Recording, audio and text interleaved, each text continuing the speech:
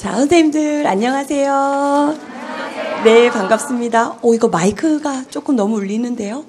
괜찮나요? 들리는 건 괜찮으세요? 아, 네, 좋아요. 너무 오늘 날이 너무 춥지 않았나요? 너무 추웠죠? 먼 길 학원까지 오시냐고 고생 많으셨어요. 우리, 선생님들 아마 올해 첫 도전이신 선생님들도 계실 것 같은데, 우리 잠깐 손 좀 들어볼까요? 올해 처음 도전이신 분들. 아, 네, 많군요. 네, 좋아요. 일단, 임용고사 시험 도전하시는 거 너무너무 응원을 드리고, 우리 일단은 인원 확보가 이제 될 것으로 예상되는 이 시기에 공부를 또 하시는 것도 의미가 있는 일이니까 열심히 발맞춰서 한 해 만에 이렇게 합격을 할 수 있도록 교육과정을 운영해 보도록 하겠습니다. 자, 우리 일단 자료 선생님들이 가이드북을 받으셨을 거예요. 그죠? 오늘 그거로 보면서 같이 하려고 그러거든요. 가이드북 좀 한번 펼쳐 보실게요. 쪽수로는 4쪽이에요. 4쪽을 먼저 볼게요. 자, 일단 우리 오늘 시험 전형을 좀 알아보고요. 그리고 연간 교육과정 일정과 그다음에 각각의 시기에 어떤 내용을 공부해야 되고 또 공부 방법은 어떻게 해야 되는지 그거 위주로 해서 한 1시간 30분 안에 이렇게 끝날 것 같아요. 자, 우리 4쪽을 한번 보면요. 일단 뭐 당연히 공립유치원 선정 임용고사 선정 경쟁시험 이렇게 나와 있고 저랑은 4번에 있는 시험 관리 기간을 한번 볼게요. 우리가 이제 한국교육과정평가원에서 1차 시험을 출제를 하죠. 그래서 채점도 교육과정평가원에서 이렇게 하는 걸로 되어 있고 2차 시험 출제도 교육과정평가원 이렇게 나와 있는데 지금 자체 출제하는 시도도 많아졌고요. 2차는 그래서 2차의 경우에는 교육과정평가원에서 출제하는 문제를 쓰기도 하고 그다음에 응시하는 지역에 따라 뭐 서울, 경기, 세종 이런 인천 이런 지역은 자체 출제를 또 해서 시험을 보고 있어요. 자, 그럼 우리는 일단 1차를 또 향해 가야 되니까 6번에 보면은 1차 시험은 두 과목으로 이렇게 나눠져 있어요. 교직 논술이랑 교육과정. 다 알고 계실 것 같기는 해요. 그죠? 그래서 우리 100점 만점에 교직 논술이 20점에 어떤 점수 배점이 되어 있고 교육과정은 80점 이렇게 점수 배점이 되어 있어요.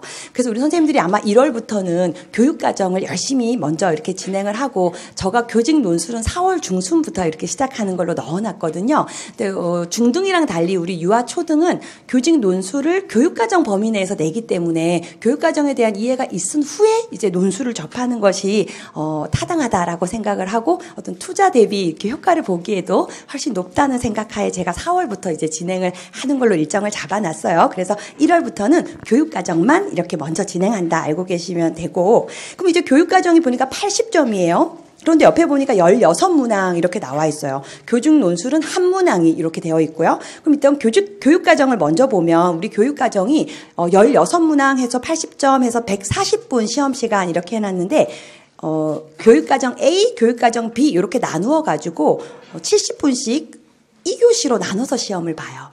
그러니까 결국에 우리 선생님들 1차 시험 들어가시면 1교시에는 교직 논술을 시험을 보시고요. 그리고 2교시에는 교육과정 A, 그리고 3교시에는 교육과정 B 이렇게 해서 총 3교시 이렇게 시험을 치르고 나오실 거예요. 그럼 이제 100점 만점에 우리가 이제 봐야 될 건 그 옆에 물론 2차가 있지만 커트라인을 한번 우리 볼까요? 몇 점을 받아야 내가 합격을 하는가?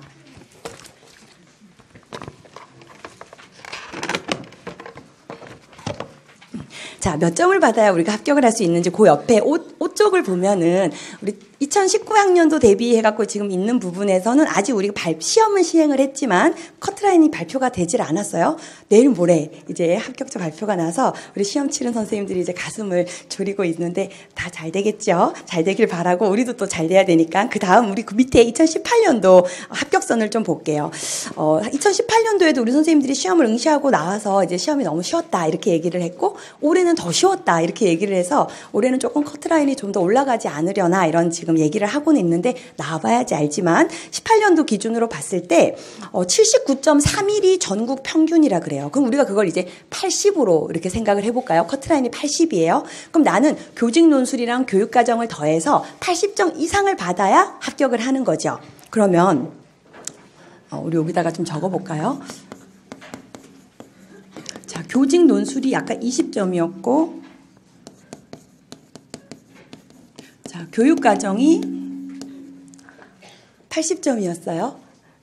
자, 이렇게 80점으로 이렇게 나와 있는데, 요거 두 개 합치면 이제 100점 만점에 우리가 커트라인을 80점으로 예상을 했을 때 우리가 딱 커트라인에 이렇게 걸려 있으면 불안하니까 5점 정도 우리가 더 플러스 해가지고 10점이 플러스 되면 더 좋지만 일단은 85점을 우리가 받는다고 한번 생각하고 공부해 볼게요. 그러면 사실은 논술은 이제 글을 좀 내가 쓰는 걸 평소에 즐겼고 잘 쓸 수 있어 이런 선생님들은 교육과정 공부가 된 다음에는 논술이 나는 그래도 18점 이상 19점 20점은 나올 수 있다고 봐요. 올해도 논술 문제가 어렵지 않았고 그래서 훈련이 되면 되는데 우리 선생님들이 논술에 너무 이제 또 걱정이 많아서 그럼 우리 논술을 15점 받는다고 볼까요? 자, 논술을 15점 받으면 자, 교육과정을 70점을 받아야 되는 거죠. 70점. 미안해요. 70점을 받아야 돼요. 그럼 이제 논술이 15점 아니고 18점 정도도 받을 수 있어요. 그럼 교육과정은 67점을 받으면 된단 말이에요. 그럼 이제 교육과정에서 80점이라는 말은 한 문항이 1점이에요. 한 문제가 1점이에요. 그럼 우리 몇 문제 틀리면 되는 거죠? 교육과정 80점에서 10개에서 13개는 틀려도 된다는 거 되는 거예요. 그죠? 그러니까 만점 안 받아도 된다. 우리 선생님들이 100점 안 받으셔도 된다는 얘기를 하는 거예요. 10개에서 13개는 틀려도 5점이나 커트라인에서 높은 상태로 합격을 해요. 그럼 이제 2차가 관건인데 또 우리 2차에 강하잖아요. 2차는 또 미모와 또 지성으로 하는 거니까 잘 될 거예요. 자, 어찌됐건 그러면 교육과정을 10개에서 13개 정도는 틀려도 된다는 얘기는 선생님들이 중간에 공부를 하는 과정에서 흔들리고 이것도 봐야 되나 저것도 봐야 되나 안 해도 된다는 거예요. 중심을 잘 잡고 가면 기본을 다 맞추면 이것도 봐야 되나 저것도 봐야 되나 해서 고민했던 데서 틀리면 되거든요. 그래서 저거 맨날 우리 선생님들한테 작년에도 그냥 틀리라고 모르는 거 나오면 틀리면 된다. 아는 것만 다 맞추면 분명히 손가락 5개 안에 들게 모르는 게 나와요. 그 사람들도 유아교육을 출제하고 우리도 유아교육을 공부하니까 우리가 공부한 거에서 적어도 80점 만점에 75점은 나온다고요. 얘를 다 맞추는 게 좋은지 모르는 거 5개를 맞추는 게 좋은지를 우리가 고민해서 가야 되거든요. 그러니까 기본을 탄탄히 하면은 일단 70점은 넘을 수 있다는 생각으로 중간에 가다가 흔들리면은 힘들어져요. 그걸 분명히 생각하셔야 하고 10개에서 13개는 틀려도 우수할 수 있겠구나. 그렇다면 내가 기본에 탄탄히 중심을 잘 잡고 1년을 가야겠다. 그래서 첫 번째 하고 싶은 말은 흔들리지 마라. 흔들리지 말고 중심을 잘 잡고 가야 된다. 점수 배분만 봐도 알 수 있어요. 자꾸 흔들리거나 이렇게 해서 될까? 이런 자기 의심이 들 때는 다시 한번 점수를 보는 거예요. 그래, 10개에서 13개는 틀려도 돼. 교직 논술도 만점 받아오라고 안 해요. 그죠? 만점 안 받아도 돼요. 15점 받아도 되고 잘 받으면 18점 받아도 되는 거예요. 그렇죠? 그런데 2차도 그렇고 논술도 그렇지만 교육과정이 잘 돼 있는데 논술을 못 쓸 수가 없어요. 교육과정이 잘 돼 있는데 교직 면접을 못 할 수가 없어요. 그러니까 가장 중요한 건 이 교육과정을 탄탄하게 이해하는 거라는 거죠. 그러니까 2차 준비도 우리 선생님들이 지금 작년 우리 선생님들이 2차 준비를 지금 하고 있는 시기예요. 열심히 지금 4주 과정이 끝났는데 면접 준비, 수업 실현 준비를 하는데 수업 실현은 또 다른 얘기긴 하지만 또 다른 수업 설계를 해야 되는 부분이지만 면접은 교육과정이 탄탄한 사람들은 10분 동안 어떤 문제에 대해서 논거를 대고 설득하는데 너무나 충분히 정말 제가 들어도 훌륭하구나 하는 생각이 들게끔 이렇게 발언을 할 수 있단 말이에요. 그건 바로 교육과정을 기본을 탄탄히 해놓은 데서 오는 힘이겠죠. 그래서 우리 선생님들 공부하실 때 그래, 교육과정을 잘 잡아야겠다 이런 생각을 딱 하시고 준비를 하시면 좋겠고, 자, 우리가 그래서 커트라인을 봤어요. 뒷장에 넘기시면 이제 지역마다 조금씩 이제 경쟁률이 조금 달랐어요. 그래서 서울이 81점이고 부산도 81점이고 이런 식으로 커트라인이 좀 높은 지역이 있고 조금 낮은 지역이 있고, 근데 이건 또 지역마다 커트라인이 매년 달라지기도 하고 경쟁률도 다르고 이러니까 크게 의미가 없어요. 그래서 제가 우리 선생님들한테 경쟁률은 의미가 없다. 몇 명이 원서를 냈고 그거는 의미가 없다. 왜냐하면 진짜 공부된 사람들끼리의 싸움이기 때문에 이렇게 우리 거품 경쟁률이라고 하듯이 공부가 채 되지 않은 경우에도 응시를 하고 시험을 일단 본단 말이에요. 우리 선생님들 중에서도 아마 올해 한번 내가 어떤지 보자 하고 본 선생님들 계실 거예요. 그것처럼 경쟁률은 의미가 없고 공부를 얼마만큼 해놨냐의 문제이기 때문에 커트라인, 경쟁률 이런 데 흔들려서 응시 지역을 고민하실 필요는 없다고 저는 생각을 해요. 소신 지원을 하셔야 되는 거죠. 본인이 원하는 지역에. 그래서 한 군데 정도 마음에 품고 이제 공부를 해 나가시면 되겠죠. 응시 지역을.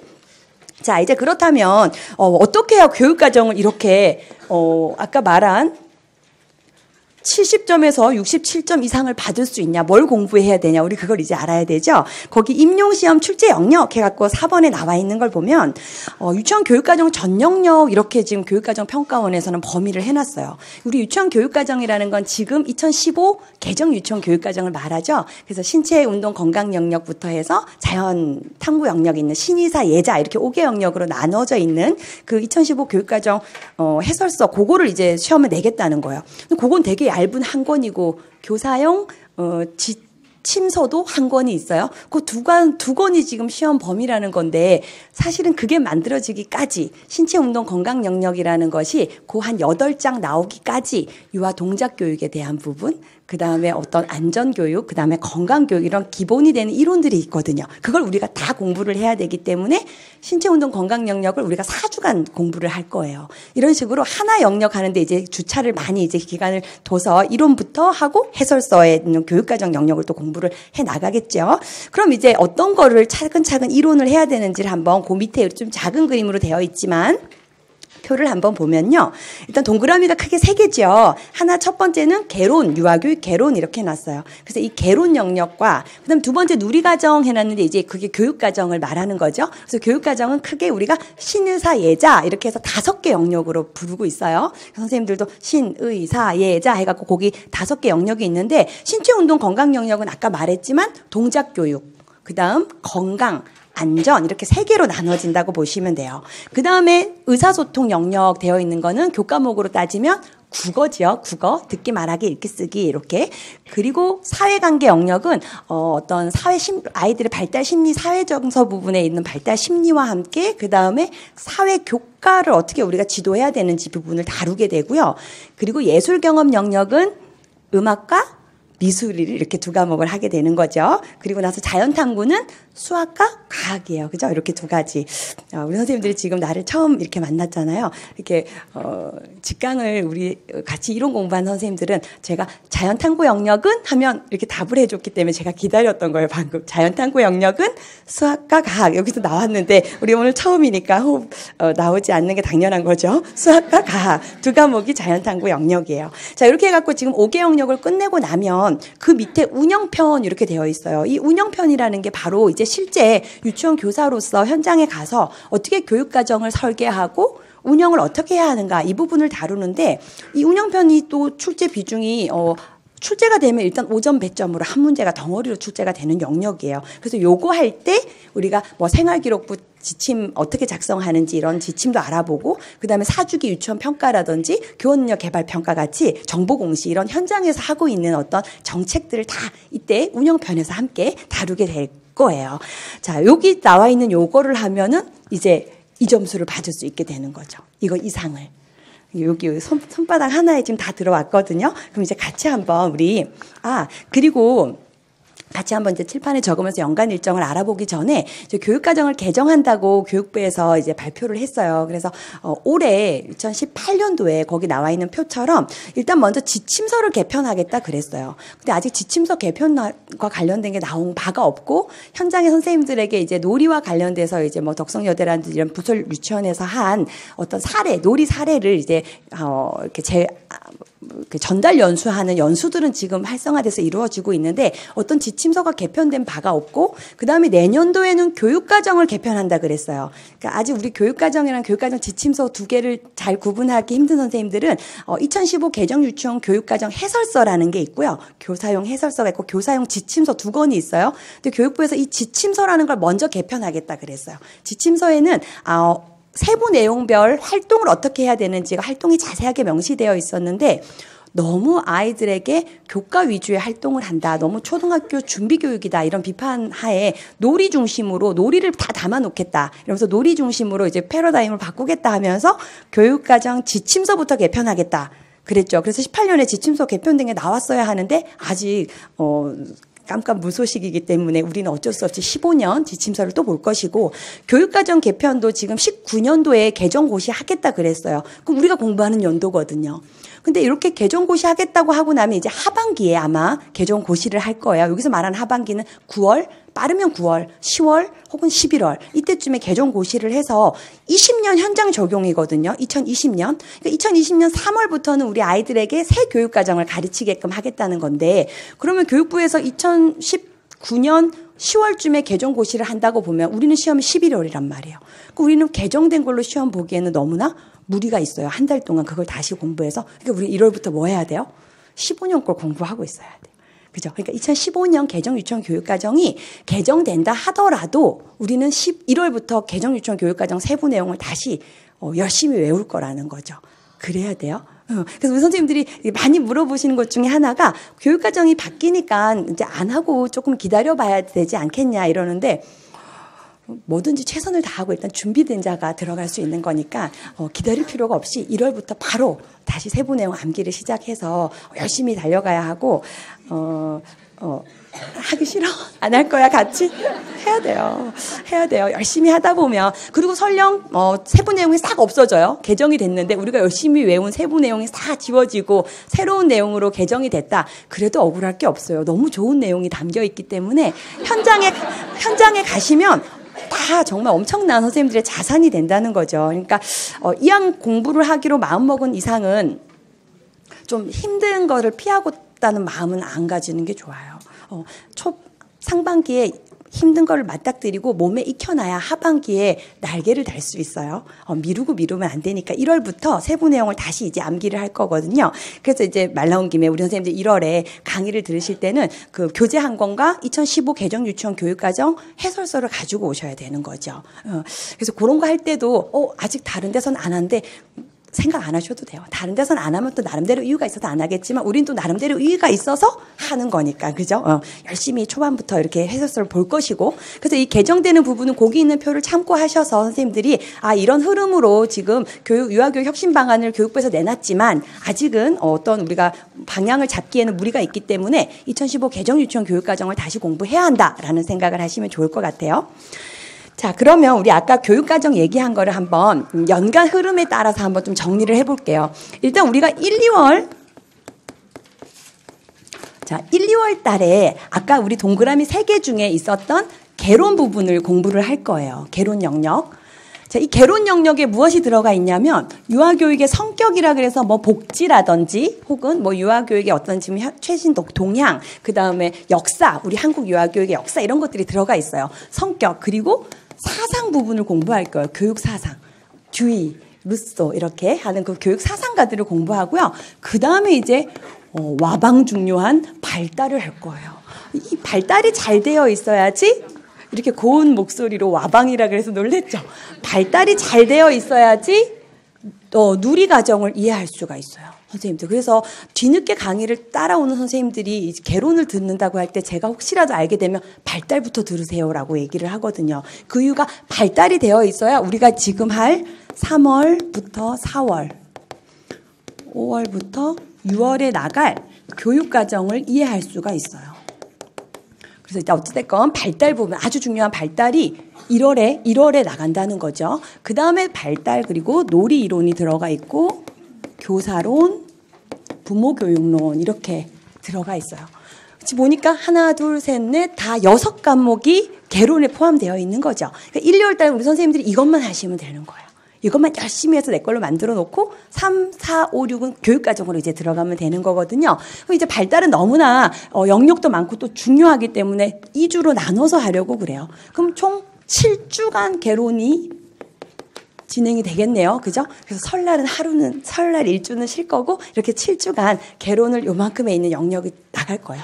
그 다음에 이제 교육과정은 아까 말했지만 우리 신의사 예자 5개 영역이었어요. 그래서 3월부터 4월 동안 신의사 3가지 영역을 진행할 거예요. 근데 신체운동 건강 영역을 아까 우리 4주 한다 그랬거든요. 그것처럼 여기 요 영역이 4주고 의사소통 2주, 사회관계 3주 할 거예요. 이렇게 해서 9주간 신의사가 이제 공부를 아마 선생님들 하시게 될 것이고 5, 6월에는 이제 뭐 남았나요? 자 그리고 아까 현장과 관련된 어떤 정책이라든지 교육과정 운영 설계하는 부분 운영편. 자 이렇게 해서 요것도 2주 이렇게 해가지고 얘는 6주네요. 그죠? 그리고 마지막에 뒤에 한 주 남아서 모의 시험을 보려고 해요. 일주일은 이 전 영역에 대한 모의 시험을 하나 일주 치러 보려고 그래요. 자, 그러면 지금 우리가 아까 본 이렇게 80점 만점의 교육과정에 해당되는 이 점수 이상을 받기 위해서 지금 이거 다 한 거거든요. 그럼 이제 6월이 되면 우리 선생님들은 시험을 보러 갈 수 있는 거예요. 그죠? 다 했으니까. 시험을 보러 들어가시면 이제 이 점수를 받아올 수 있는 거죠. 하반기는 우리에게 뭐예요? 하반기는 우리에게 그냥 보너스로 주어지는 시기인 거지 이때 다 끝나야 돼요. 공부가. 할 수 있어요. 할 수 있어요. 7월, 8월, 9월, 10월. 자, 문제를 풀 거예요. 문제풀이. 자, 그러는데 사실은 이론 공부가 잘 되어 있으면 문제 풀지 않고 들어가도 시험 볼 수 있거든요. 그러니까 선생님들께서 여기 뒤에 있는 시간이 있으니까 상반기는 아직은 시간이 남았어라고 생각을 하고 지금 이렇게 가시는 분들이 있어요. 제가 지금 여기 4년 차예요. 1, 2, 3년이 되었어요. 근데 3년 있으면서 선생님들 이렇게 겪어보면 상반기부터 바로 하는 선생님들이 있는가 하면 이렇게 하반기가 있으니까 상반기부터는 조금 이렇게 편안하게. 그런데 그 이유를 제가 자세히 들어봤어요. 그랬더니 첫 번째 이유는 미리 해놓으면 그래 잊어버린다. 두 번째는 1월부터 달려가면 지친다. 세 번째 또 있어요. 세 번째 이해가 돼야 암기가 된다. 이 세 가지 이유로 1월부터 6월은 이해를 한대요. 그리고 7월부터 암기를 한다는 거예요. 아, 좋아요. 그러면 사실은 1월부터 하면 미리 해놓으면 잊어버린다. 그게 아니라 힘들다예요. 선생님들의 진짜 마음은 빨리부터 하는 거 힘들다. 그러니까 잊어버린다고 말해요. 지치는 게 아니라 무서운 거예요. 무섭다. 공부를 힘들게 내가 시간을 타이트하게 짜갖고 공부하는 거 너무 두렵고 무서우니까 일단 뒤로. 그 다음에 이해가 돼야 암기된다. 이건 뭐라고 해야 되나? 거짓말이야. 제가 말하는 암기는 당연히 이해한 다음에 암기예요. 어떻게 그냥 통째로 문장을 외웁니까? 그건 정말 불가능한 일이고 이 이해가 돼야 암기가 된다는 거 이해는 어디서 해야 돼요? 강의에서 하셔야 돼요. 제가 설명을 하면 선생님들 이해가 돼야지 되거든요. 한 60% 정도는 토요일 강의에서 설명할 때 이해가 되셔야 되고 그 다음부터 남아있는 1, 월, 화는 그걸 다지셔야 되거든요. 그러니까 매주 내 걸로 바로바로 암기를 해 놓으셔야 돼요. 이렇게 되면요. 6월이 아니다. 7월부터 10월까지 정말 신나요. 합격. 내가 막 마음이 바쁘면 이론반 할 때도 글씨를 막 쓰는데 신나고 합격할 것 같아라는 생각이 들어요. 하반기에. 이 기분이 한 번이라도 들어야 시험장에 가면 합격하는 거예요. 불안해서 계속 흔들리다가 하반기 가서 암기하려고 그러면 할 게 너무 많아요. 이거 지금 방대한 양이거든요. 앞부분에 한 거. 그럼 이제 이때부터 암기를 하려고 그러면 어때요? 문제풀이에서 이제 성적이 나와요. 또 박수민은 카페에 공개를 하네요. 그러니까 잘하는 사람들이 보여요. 뭐야, 똑같이 시험을 봤는데 100점 만점에 94점은 뭐고 100점은 뭐야, 나는 왜 40 몇 점이야, 이렇게 된단 말이에요. 어디서 차이가 나요? 상반기에서 차이가 난 거거든요. 근데 그 40 몇 점을 받고 하반기에 올라오는 선생님들도 있어요. 불가능한 건 아니에요. 엄청 힘이 들고 또 개인이 그동안 가졌던 능력에 따라 달라지는 거야. 학부 시절에 고등학교 때 공부를 좀 해봤어. 그래, 나는 머리가 좀 돼. 그럼 이제 하반기에 바짝 올라올 수 있어요. 하지만 나는 성실함으로 지금까지 살았어. 저도 그래요. 저도 역시 그래요. 그럼 상반기부터 열심히 해놔야지만 하반기에 어떤 리스크를 줄이고 선생님들이 성적이 나오네. 내가 상반기에 너무너무 힘들었는데 문제 푸니까 80 몇 점을 받네. 90 몇 점을 받네. 그렇게 해서 달려가다가 모의고사 되어서 될 것 같아.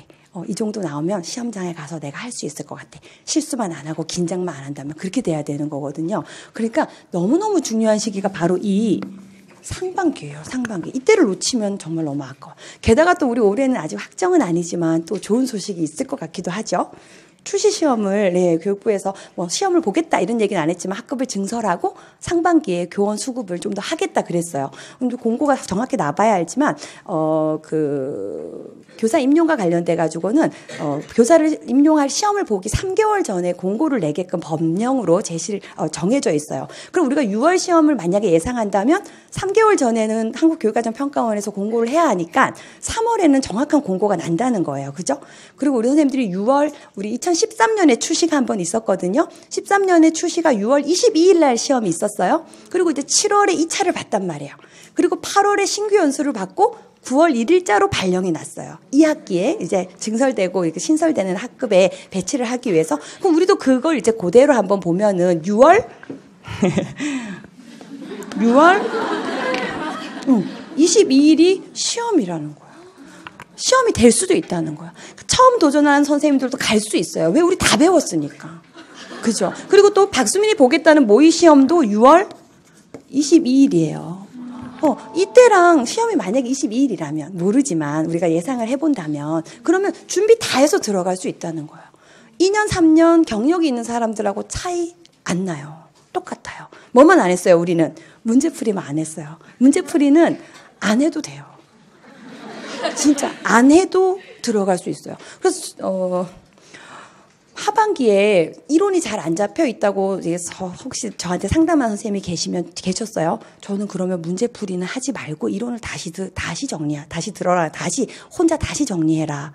그리고 요거 2개 중에 너무 시험장 가갖고 어떻게 나올지 너무 염려되면 2개 중에 하나만 더 이렇게 듣고 요게 다 매달려갖고 간다 그래서 합격하는 게 아니거든요. 얘가 잘 되어 있어야 합격하는 거니까. 그래서 선생님들은 지금 165를 더 알차게 보내야 될 어떤 중요한 일이 생긴 거예요. 그죠? 원래도 잘 보내야 되지만 6월 22일에 혹시나 모를 추시 시험을 대비해 봐야 된다는 거죠. 그죠? 이렇게 해서 지금 우리가 해야 될 일이 많아요. 그죠? 상반기부터 열심히 달려가야 하고, 그 다음에 이때 2년, 3년 공부 경력을 가진 사람들과 차이가 나면 안 되니까. 그죠? 똑같은 수준에서 들어가서 시험을 보고 나와야 하니까 상반기가 아주 중요하죠. 그래서 우리 올해는 제가 이런 걸 예상하고 하진 않았지만 올해는 이 과정에서 기출 문제를 같이 하려고 그래요.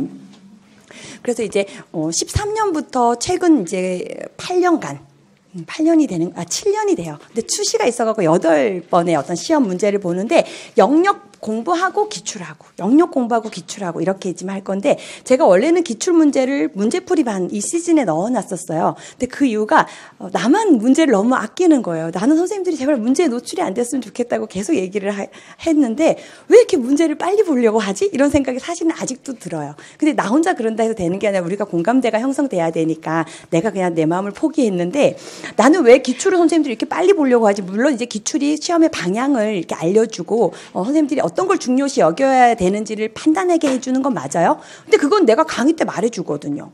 이게 중요하다고 내가 분석을 해서. 나는 왜 기출을 아끼라고 하냐면 선생님들이 열심히 공부한 다음에 진짜 내 실력을 알 수 있는 건 기출 문제예요. 얘를 풀어서 내가 잘 보면 시험 잘 볼 수 있다는 얘기예요. 근데 공부도 하나도 안 한 상태에서 기출 문제부터 다 노출이 돼서 봐요. 그럼 너무 귀한 찬스를 놓치는 거 아니에요? 나는 공부할 때 누가 문제를 보면 나 안 볼래, 보여주지 마.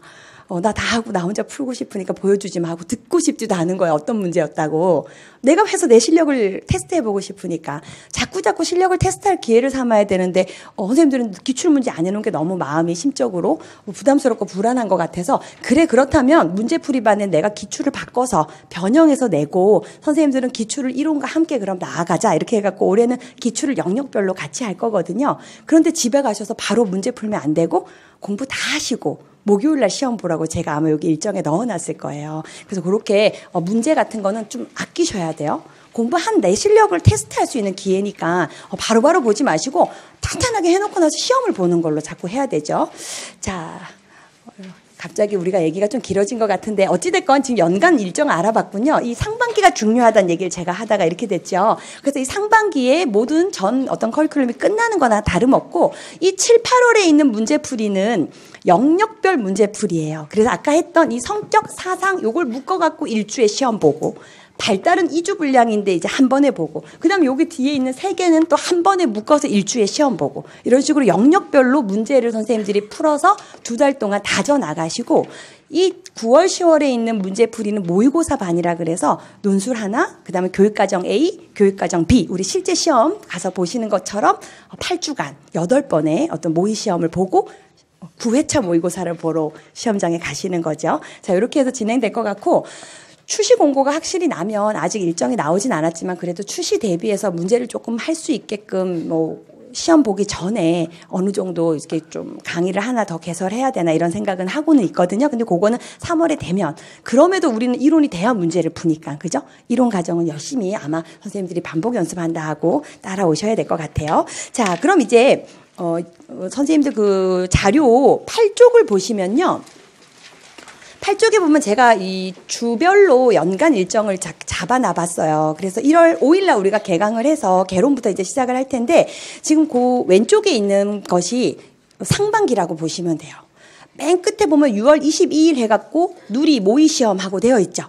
그러니까 결국엔 이게 우리 출시가 있다 그러면 이날이 시험일 수 있다 그랬거든요. 그러니까 지금 상반기에는 이론이 다 끝나는 거예요. 개론, 교육과정, 운영편.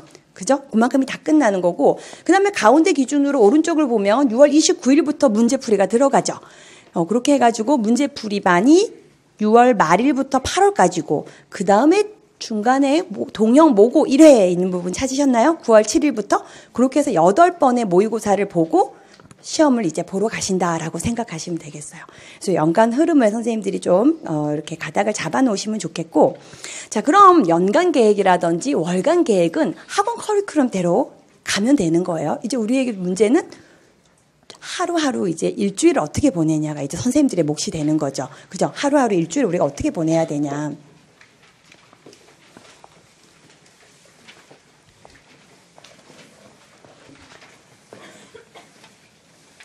거기 뒤에 장 같은데요. 그 자료를 보시면 제가 일주일 13페이지에 제가 치밀한 계획과 실행 이렇게 해놨어요. 치밀하게 계획을 세워보자라고 해놨는데, 계획을 세우는 건 너무나 중요해요, 선생님. 이제 공부를 시작했는데 플랜 없이 간다는 것은 아무 계획 세우지 않고 일단 돈 들고 여행 가는 거랑 똑같아요. 그것도 이렇게 중요한 일생을 바꾸는 시험을 준비하는데 아무 준비 없이 가는 거랑 똑같거든요. 그러니까 꼭 계획을 세우셔야 하는데, 일주일 계획을 지금 선생님들은 세울 수 있으셔야 되죠. 근데 그 일주일을 채우는 하루의 일정을 일단 먼저 선생님들이 본인 상황에 맞게 시간대별로 나눠놔야 돼요. 우리가 하루가 24시간이란 말이에요. 그럼 그 24시간을 아침에 내가 7시에 일어나서 8시까지는 씻고 뭐 하고 뭐 밥 먹고 한다고 하고, 자, 그럼 이런 시간은 빼고 8시부터 자리에 앉아서 9시까지는 1시간을 공부 시간을 확보할 수 있다. 그럼 이제 요게 공부 시간 1시간이죠. 자, 그 다음에 이제 9시부터 12시까지 공부 또 할 수 있다. 그럼 3시간이에요. 자, 12시부터 밥은 먹어야 되니까 1시까지는 빼고 13시부터 18시까지 공부할 수 있다. 그럼 이거 5시간 나와요. 그리고 이제 또 저녁은 조금 먹고 운동도 또 해야 되니까, 자, 그럼 19시 30분 더 주고 19시 30분부터 21시 30분까지 난 또 공부할 수 있다. 그럼 이거 2시간이에요. 하루에 공부할 수 있는 시간이 11시간이 나올 수 있어요. 올인하는 선생님들은, 직장이 있거나 학부를 병행하거나 하시는 분, 혹은 또 이렇게 육아라 이렇게 내가 해야 할 일이 있으신 분들은 일단 시간대는 나누셔야 돼요. 그리고 내가 이때는 내가 아이를 뭘 봐야 하거나 직장을 가야 돼. 그럼 그 선생님은 이제 공부하는 시간대가 5시간 이렇게 나오는 거죠. 본인의 하루 생활 스케줄에서 공부할 수 있는 시간대를 빼내야 돼요. 근데 그게 이렇게 11시간이 꼭 돼야 되는 건 아니에요. 이렇게 하면 3달 만에 합격할 수 있어요. 합격할 수 있어요. 그러니까 그래도 이 11시간을 그러니까 내 말은 장시간 공부한다고 해서 합격하는 건 아니에요. 전략이 중요한 건데, 어찌됐건 하루 종일 내가 공부해서 시험을 준비하겠다고 마음먹은 선생님들이 이런 정도의 시간대는 나와야 돼요. 일단 시간대를 먼저 빼놓고, 그런 다음에는 이제 공부해야 될 내용을 집어 넣어야 돼요. 그죠? 우리가 공부해야 될 내용을 이제 집어 넣어야 되는데, 매일 이렇게 공부할 수 있다는 거죠. 무슨 요일만 빼고. 토요일만 빼고, 토요일은 강의 들어야 되니까, 그죠? 그럼 일정을 짜보면 토, 일, 월, 화, 수, 목, 금이 된단 말이죠. 자, 이렇게 되고, 토요일 날은 일단 여기서 이만큼은 다 강의를 이제 선생님들이 들으셔야 되니까 공부를 못해요. 근데 이 강의 시간이 정말 너무 중요하고, 제가 공부하면서 선생님들 표정을 보면서 이해의 끈을 내려놨는지, 잘 쫓아오는 제가 눈에 보여서 제가 이해의 끈을 내려놓지 말고 다시 하자고 막 그렇게 얘기하는데 강의 때 아까 말한 것처럼 한 50% 이상은 암기가 되셔야 돼요. 그러니까 두뇌 회전을 계속 해야 돼요. 또 박수미 말이 또 빨라요. 천천히 하고 싶은데 자꾸 이렇게 막 빨리 해요. 대신 정리는 또 여러 번 해주나 봐요. 그런데 어찌됐건 말이 조금 빨라요. 그래서 천천히 해야 선생님들이 이해하기 좋은 건 아는데 이거 조심해야지 하면서도 성격상 자꾸 말이 빨라서 아무튼 내년에 더 조심해 볼게요. 자, 어찌됐건 강의를 들어야 되니까 선생님들이 강의 들을 때는 내용을 이해하려고 열심히 부단히 따라오셔야 되고 그러고 난 다음에 다행히 강의가 7시 밤 19시에 끝나요. 너무 오래 하죠. 기출문제까지 해서 오래 이렇게 기르게 됐어. 저녁 안 먹고 19시. 자, 그럼 이제 야간 시간이 남는단 말이야. 이때는 절대 집에 가시면 안 돼요. 우리 인강 선생님들은 인강 선생님들대로 나눠서 강의를 듣는 방법이 있기 때문에 그건 나중에 하지만 직강 선생님들은 이거 하고 논 김에 절대 가시면 안 돼요. 이 시간에 이 앞에 배운 거를 쫙 한번 큰 흐름을 정리하고 내 머릿속에 탁탁탁 중요한 걸 넣어놓고 이제 일요일부터 뭐 해야 돼요? 얘를 공부하셔야 되거든요. 자, 그러면 우리 하나의 예로 부모 교육, 우리 저기 개론 부분에 보면 성격부터 해서 맨 끝에 7주차가 부모 교육이었거든요. 그럼 우리 부모 교육을 한번 생각을 좀 해볼게요. 자, 제가 항상 강의 시작할 때 이렇게 칠판에다가 선생님들에게 써놔요. 7주차 부모 교육. 부모교육론. 부모교육론에 대해서 이번 주에 공부한다라고 쓰면서 이제 여기에다가 이렇게 쓸 거거든요. 부모교육의 개념, 부모교육의 필요성, 부모교육 이론, 현대사회와 부모교육. 그 다음에 5번째, 기관과 가정의 협력, 연계 이렇게 해서 이게 이번 주에 나갈 강의인 거예요. 그럼 이렇게 써놓고 난 다음에 여기 이론 부분이 사실 양이 많아요. 아이고 언제 이거 다 쓰나? 드라이커스의 민주적 부모교육 이론이 있고 기노트의 인본주의 부모교육 프로그램이 있고 그 다음에 고든의 부모 효율성 훈련 프로그램이 있고 그 다음에 번의 교류 분석이 있단 말이에요.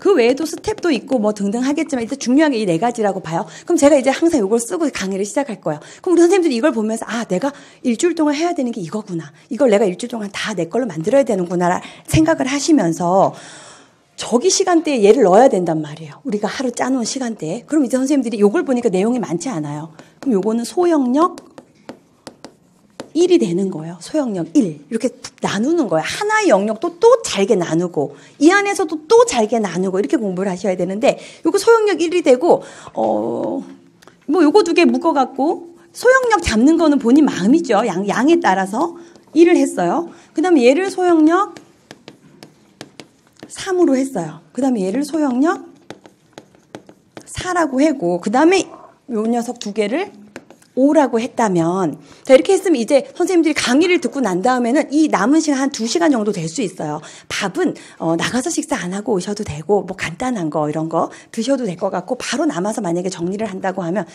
사 먹고 와도 돼요. 사 먹고 와도 되고 어찌됐건 시간을 아끼셔야 돼요. 상반기만 열심히 보내면 돼요. 하반기에는 좀 여유가 있을 수 있어요. 뒤에 가갖고 막 허겁지겁 뭘 암기해야 되나 바쁜 것보다 남들이 조금 이렇게 느슨할 때 우리는 바짝 따라가는 게 훨씬 더 좋은 거니까. 자, 그럼 이제 저녁 시간에 이 부모 교육에 대해서 전체의 어떤 흐름은 선생님들이 안고 계셔야 되는 거예요. 정리를 해놓고 그래 내가 이거 소형력 1로 하자. 여기까지 소형력 2로 하자. 이걸 다 잘라놓고 난 다음에는 이제부터 일요일 날 아침에는 쉬세요. 여기는 휴식. 우리 또 교회도 가야 되는 분들도 있을 수 있으니까. 자, 그럼 이제 여기서부터 이제 시작한다고 치고 자, 여기 소형력 뭐 들어가야 돼요? 1부터 이제 들어가는 거예요. 그죠? 소형력 1을 이 시간대에 5시간이라고 잡아놓은 시간대에 내 걸로 다 외우는 거예요. 그럼 소형력 1을 하겠다고 계획 세운 시간에는 다른 거 생각할 필요도 없어요. 뒤에 거는. 소형력 1에만 오로지 집중하시는 거예요. 반복해서 내 걸 만들고 자, 이 저녁 시간 2개 남았어요. 이때는 뭐 하면 돼요? 소형력 1을 또 한다고 해요. 근데 1이 5시간이고 2가 2시간이잖아. 내가 잘라놓은 시간대를 보면. 근데 1이 그렇게 많지 않을 수도 있어요. 그럼 융통성 있게 1을 또 먼저 해도 되겠죠. 자, 어찌됐건 이렇게 해서 나눠갖고 배치하는 거예요. 여기에는 또 소형력 3, 소형력 4, 수학영 5. 이렇게 시간대별로 배치하면 토요일 날 강의 들은 게 언제 끝나요? 월요일 날 다 이해랑 암기가 끝이 나요. 가능해요. 선생님들 끝이 나. 근데 직장을 다니거나 그런 선생님들은 언제까지 하면 돼요? 한 수요일이나 목요일까지 하면 되겠죠. 시간대에 맞춰서 시간이 나을 수 있는, 공부할 수 있는 시간 낼 수 있는 게 한계가 있으니까 한 목요일까지는 이런 계획을 세워갖고 내 나름대로의 시간대에 영역을 배치해 놓는 거예요. 될까요? 자, 그러면 우리 오늘 하나만 배울까요? 하나는 그래도 좀 해보고 갈까요? 드라이커스, 이 민주적 부모 교육 이론을 우리 좀 공부 한번 해봐요. 자, 이 드라이커스는요, 우리가 이론을 공부한다는 건 그 학자가 세운 논리를 내 걸로 만드는 거예요. 아, 드라이커스는 이랬대. 드라이커스는 이렇게 봤대. 이런 생각으로 드라이커스의 이론을 나의 것으로 이해하는 거거든요. 그럼 우리가 드라이커스, 자, 이 드라이커스는 일단 먼저 인간은 누구나 소속되고자 하는 욕구가 있다고 봤어요. 태어나면서부터 소속되고자 하고 싶은. 그 어디서 소속되겠어요? 가정에서. 뭐 자기가 속한 인간관계 어떤 집단에서 소속되고자 하는 욕구를 갖고 태어난다고 봤어요. 이거부터 따지면 할 말이 없어요. 드라이커스가 그랬다고 하니까 우리는 이건 외워야 되는 거야. 드라이커스는 인간은 소속되고자 하는 욕구가 있대. 그 다음에 또 인간은 목적 지향적인 동물이라 그랬어요. 자, 목적 지향적인 동물이라는 건 뭐냐면 모든 행동은 다 목적이 있어서 한대요. 내가 저 문까지 걸어가는 것도 목적이 있어요. 나가려고. 내가 다른 사람에게 뭐 반갑게 웃으면서 인사하거나 뭐를 하는 것도 다 행동에는 모두 다 목적이 있다고 봤어요. 근데 실제로 그렇죠. 우리가 뭔가를 할 때 아무 목적 없이 하지 않는단 말이에요. 인간은 목적 지향적인 동물이래요. 그러면서 또 인간은 모두가 평등하다 그랬어요. 어른이든 아이든 할 것 없이 다 평등하대요. 그러면 다 평등하니까 부모, 자녀도 어때요? 부모 자녀 관계도 평등해야 돼요.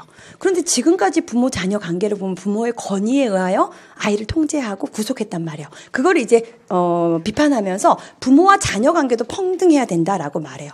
그래갖고 얘기하는 이 사람의 이론이 민주적 부모 교육 이론, 이렇게 부르는 거거든요. 이름이 민주적. 동등성을 바탕으로 한, 평등함을 바탕으로 한 부모교육 이론을 본인이 논리를 세우고 이름을 민주적 부모교육 이론이라 붙였어요. 다르게는 뭐 동등성을 찾는 이론 이렇게 번역되어 있기도 해요. 그러니까 가장 핵심은 평등하다는 거예요.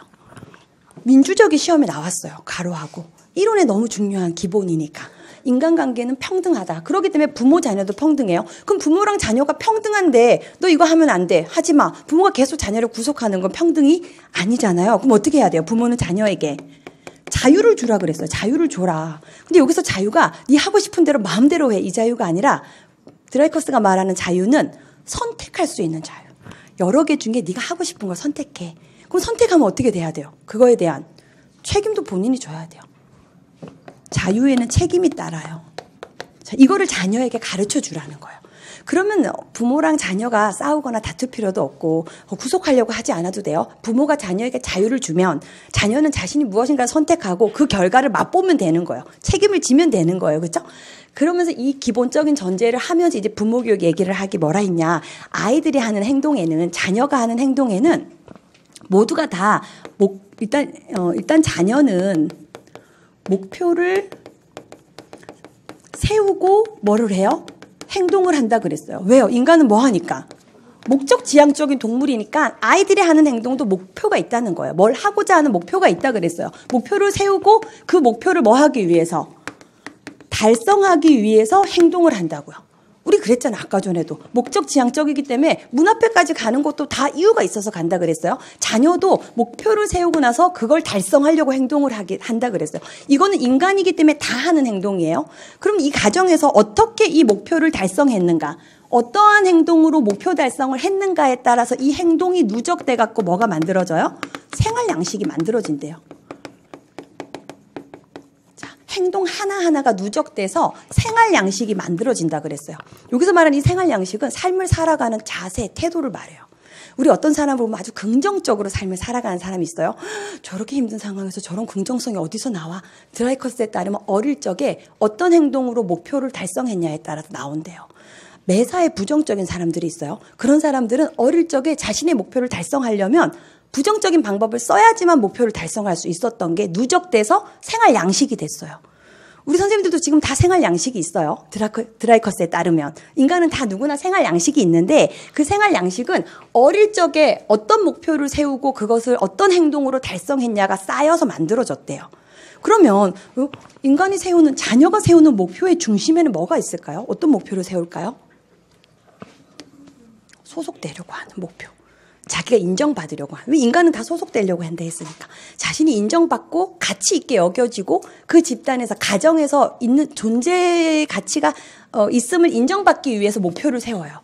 그래서 아이가 태어나서 가정에 있는데 어떤 가정에서는 아이가 별 행동을 하지 않아도 항상 지지하고 격려하는 가정이 있어요. 그런 아이들은, 그런 가정에서 자란 아이들은 나쁜 행동을 해서 목표를 달성할 필요가 없어요. 가만히 있어도 부모가 소속감을 느끼게 해줘요. 있는 그대로 인정해줘요. 그런데 그게 안 돼요. 자신이 가치롭다고 여겨지려고 알려면 뭔가 문제 행동을 부산하게 해야지만 엄마 아빠가 관심을 보여줘요. 그런 아이들은 부정적인 행동을 통해서 목표를 달성하려고 그러겠죠. 그러니까 부모는 이것을 미리 알고 적절하게 자녀의 행동을 통제해 줄 수 있어야 한다라고 드라이커스가 제안을 해요. 뭐 하기 전에, 나쁜 방법을 써서 목표를 달성하기 전에 행동 통제를 하라는 거예요. 그러면서 행동 통제의 방법으로 말하는 게 우리 선생님들이 잘 알고 있는 자연적 기결과 논리적 귀결이 두 가지 방법이에요. 물론 격려도 있고 인식 반응 보이기도 있어요. 그건 나중에 우리 공부하도록 하고 이 두 가지의 방법을 쓰라는 거예요. 자연적 귀결은 아이가 하고 싶은 행동을 그대로 하게 해서 자연의 결과를 맛보는 거예요. 아이가 추운 겨울에 원피스를 예쁜 여름 걸 꺼내 입고 나간대요. 안 돼. 코트 입어야 돼. 아이하고 싸우고 아이를 구속하면 안 돼요. 아이 어떻게 하래요? 자유롭게 해주래요. 네 하고 싶은 대로 해가 아니에요. 겨울 옷과 여름 아이 입고 싶은 옷 두 개를 내놓고 두 개 중에 어떤 걸 입고 갈 거니? 너가 선택해도 돼. 당연히 여름 원피스를 고르겠죠. 그래, 그럼 그걸 입으렴. 자, 그리고 이제 나가요. 어때요, 바깥에? 너무 추워요. 근데 그거 갖고 아이의 생명이 위해가 간 거나 다른 사람에게 피해를 주는 게 아니에요. 그런 상황에서는 자연적 기결을 맛보게 하래요. 그럼 아이가 한번 입고 나간 다음에 엄청 추웠으니까 다음에 엄마가 두 가지 중에 어떤 걸 입으려니? 그럼 이렇게 하면은 부모와 자녀가 평등한 관계 속에서 문제를 해결해 나갈 수 있고 자녀의 바람직한 행동을 스스로 책임진 걸 바탕으로 바람직한 행동을 할 수 있어요. 부모는 계속 뭐 해주면 돼요. 그래, 이번에는 그럼 이걸 입어도 된단다. 또 다음에 이거 입고 싶다면 입어도 된단다. 아니는 아니겠죠. 자, 그리고 또 논리적 기결, 이렇게 하면 안 되는요. 논리적 기결이라는 방법도 얘기를 해요. 자, 이 자연적 기결이 다 통하지는 않아요. 예를 들면 아이가 아파트 옥상에서 뛰어내리고 싶어 할 때, 나는 슈퍼맨이 돼서 뛰어보고 싶다고 할 때, 그래, 뛰어도 되고, 낮은 곳에서도 뛰어도 돼 하고 할 수는 없어요. 그렇게 하면 아이의 신체에, 그죠, 위해가 되고 또, 혹은 뭐 다른 사람을 때려보고 싶다고 한다거나, 뭔가 이렇게 막 휘두르고 싶어 할 때도, 그래, 그것도 해도 돼. 해보고 나서 결과를 맛보러 할 수는 없단 말이에요. 안 되는 상황이 있어요. 그럴 때는 논리적 기결을 쓰라는 거예요. 이거는 약속을 해서 그 약속을 어긴 결과를 아이가 맛보게 하는 방법이에요. 자, 그럼 이렇게 공부했어요. 그러면 이제 요거 말고도 또 이제 있지만 요 정도 공부했으면 우리 선생님들이 아까 전에 드라이커스 소형력 2에 넣어놨단 말이에요. 그럼 집에서 공부하실 때 소형력 2 부분에서는 다른 거 다 잊어버리고 이것만 계속 공부하셔야 되는 거예요. 드라이커스는 인간은 평등하대. 그리고 목적 지향적인 동물이래. 그리고 소속되고자 하는 욕구가 있대. 그래서 제가 이렇게 가르쳐 줄 거예요. 평소에 목이 드라이해요. 이럴 수가. 이렇게 유치한 걸 이렇게 설명회 때 말을 하다니. 자, 평소에 목이 드라이해요. 평등하다 그랬고 소속되고자 하는 욕구가 있다 했고 목적 지향적인 동물이라 그랬어요. 이 기본 전제만 나오면 선생님들이 공부한 게 풀려서 여기까지 와야 되거든요. 드라이커스 책을 보면 아마 드라이커스 이론의 어떤 주요 개념 해가지고 나와 있는 게 가상적 목표, 그 다음에 창조성, 그리고 생활 양식, 그리고 행동 통제. 자, 이 네 가지가 드라이커스의 어떤 이론의 주요 핵심 개념하고 부모교육 책에 보면 나와 있어요. 근데 이거 우리 이제 다 알아요. 가상적 목표, 인간이 세우는 목표, 심리적 목표라고도 해요. 그리고 창조성은 뭘 말할까요? 행동을 창조해요. 이 목표를 달성하려고. 그리고 생활 양식은 이게 쌓여갖고 만들어지는 거라 그랬어요. 인간이 살아가는 어떤 삶의 태도라든지 그의 인성 이런 것을 생활 양식이라 한다 했어요. 행동 통제는 뭐래요? 바람직한 생활 양식을 쌓아갈 수 있도록 부모가 적절히 행동 통제를 하래요. 그죠? 그러니까 이거 4개를 그냥 분리돼서 외워버리면 나중에 이거 뭐 창조성이었나 뭐였나 이렇게 되지만 이렇게 이야기를 엮어갖고 선생님들이 이해를 하고 외우면 창조성은 당연히 목표를 설정했으니까 그 목표를 달성하려면 인간의 행동을 창조해 나간다 그랬거든요. 그렇게 해서 이 목표를 달성해 나가는 게 인간이라고 봤어요. 그죠? 이렇게 해갖고 연결된 개념을 공부한 다음에 선생님들이 일단 이론 강의 끝난 다음에 이론을 정리하는 게 아니에요. 일단 외우기부터 먼저 해야 돼요. 내가 이렇게 막 칠판에 뭐 판사하거나 책을 보면서 공부를 하고 난 다음에 우리 선생님들은 바로 막 러프하게 쓰면서 외우기 시작하는 거예요. 드라이커스는 평등하다 그랬어. 목적 지향적이라서 막 쓰세요. 일단 외우세요. 다 외운 다음에 딱 다 덮어놓고 앞을 보고 뭐 할 수 있으면 돼요. 드라이커스의 민주적 부모교육 이론 딱 먼저 말하고 왜 민주적이라고 했는지 부모와 자녀, 인간은 다 평등하기 때문에 평등하대. 그리고 또 인간은 소속되고자 하는 욕구를 가지고 태어난대. 어느 집단에 가든 우리도 그렇잖아요. 나를 있는 둥 마는 둥 하는 것보다 왔어. 너가 있어서 너무 좋아. 너 덕분에 이렇게 할 수 있었어. 누군가가 나를 인정해주고 소속감을 느끼게 해주면 행복한 것처럼 인간은 다 소속된다고 소속되고자 하는 욕구가 있다고 봤다는 거죠. 이거 보면 안 된다. 그리고 평등하다 있고 소속되고자 하는 욕구가 있다 그랬고 목적 지향적이라 그랬어요. 공부한 다음에는 아무것도 안 보고 이 말이 나올 수 있으면 되죠. 그리고 나서 자녀 역시 그렇기 때문에 자녀도 인간이기 때문에 자녀는 목표를 세우고 그게 가상적 목표라 그랬어요. 눈에 보이지 않는 심리적 목표잖아요. 나는 소속될 거야. 나는 부모로부터 인정받을 거야. 이런 목표를 세워요. 근데 그 목표가 쉬 바람직한 행동을 통해서 이렇게 달성되면 너무나 좋지만 행동을 창조했는데 그 행동 창조로 엄마나 아빠로부터 인정 못 받으면 이 아이가 뭐 해요? 잘못된 행동을 창조해갖고 목표를 달성해요. 그래서 얘기하는 4가지 부적절성 보이기라든지 관심 끌기, 무능한 보이 이런 유아들이 하는 자녀가 하는 잘못된 행동을 얘기하기도 해요. 그건 나중에 공부할 때 하시고. 자, 어쨌든 이런 걸 공부하고 나서 얘까지 온 다음에는 선생님들이 입으로 한번 안 보고 정리하시고 그 다음에 이제 백지를 꺼내서 백지에다가 이제 쓰는 거예요. 드라이커스의 부모교육 이론 안 보고.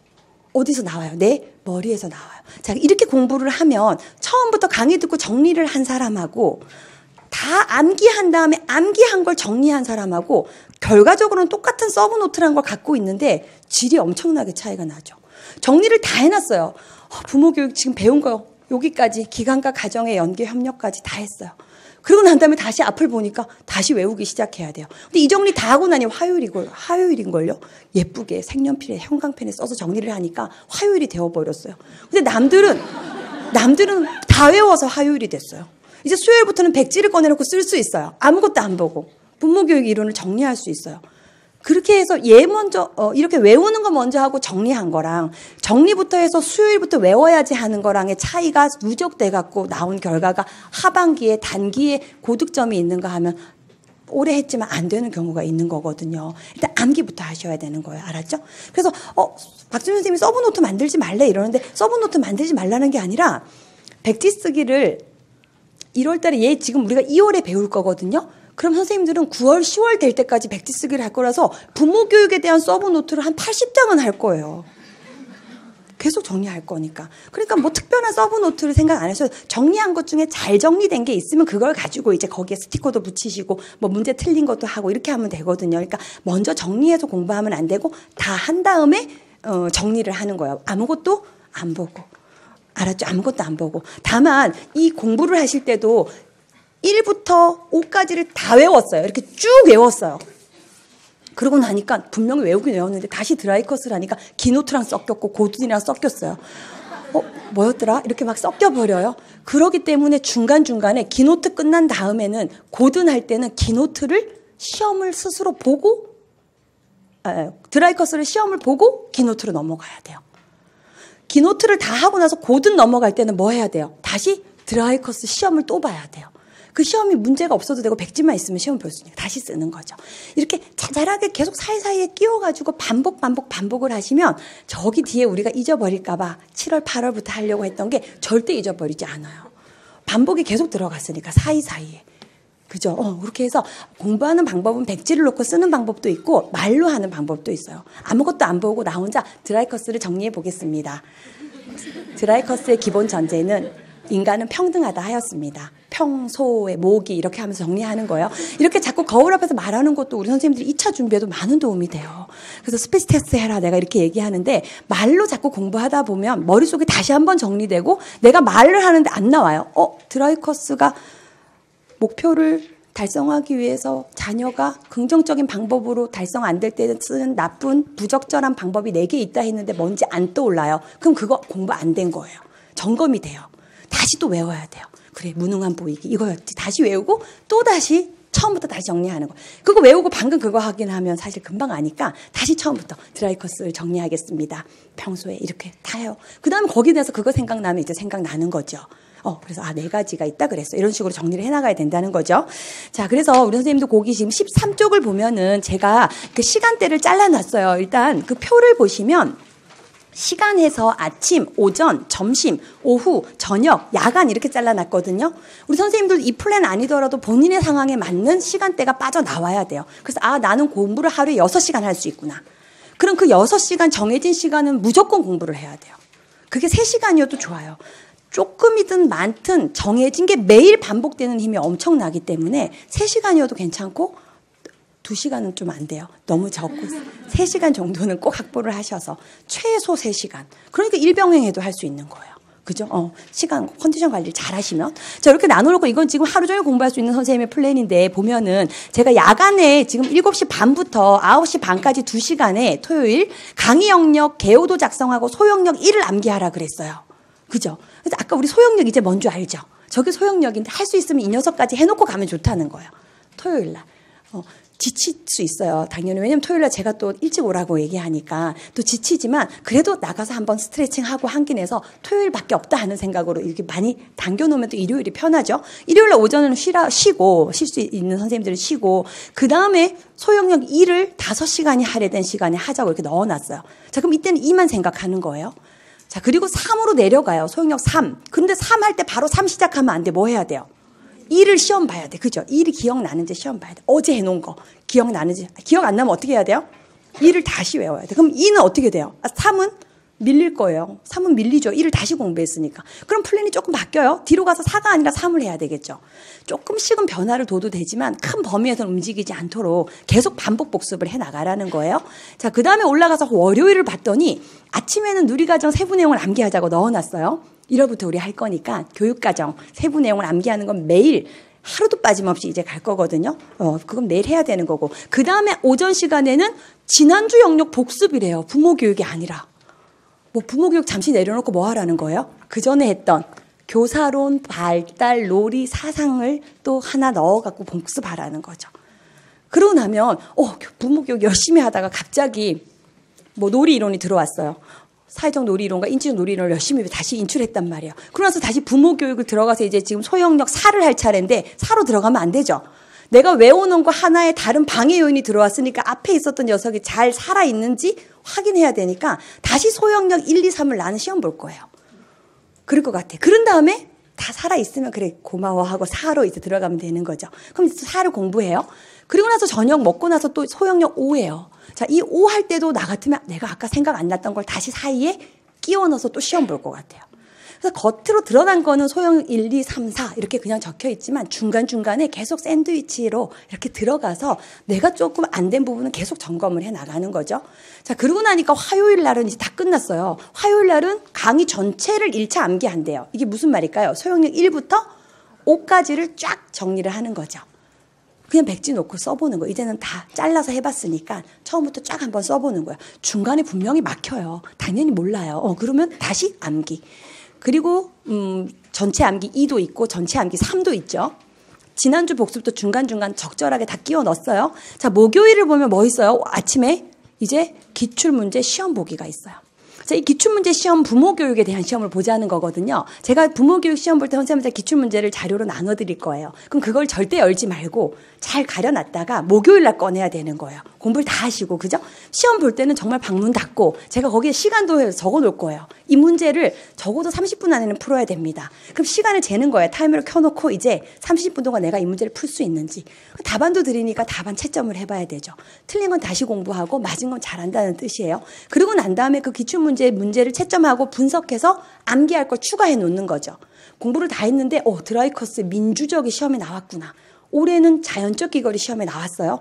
이거 시험에 나왔으니까 2018년 기출, 2013년 기출 이런 것도 써놓고 그래서 기출을 다시 이론과 믹스해서 내 걸로 만들어 놓는 거예요. 그리고 나서 그 금요일 날은 또 보완해야 될 부분 보완하시고 토요일 날 또 강의를 하러 오잖아요. 우리 만나죠? 그때 그 기출 문제 프린트를 가지고 오셔야 돼요.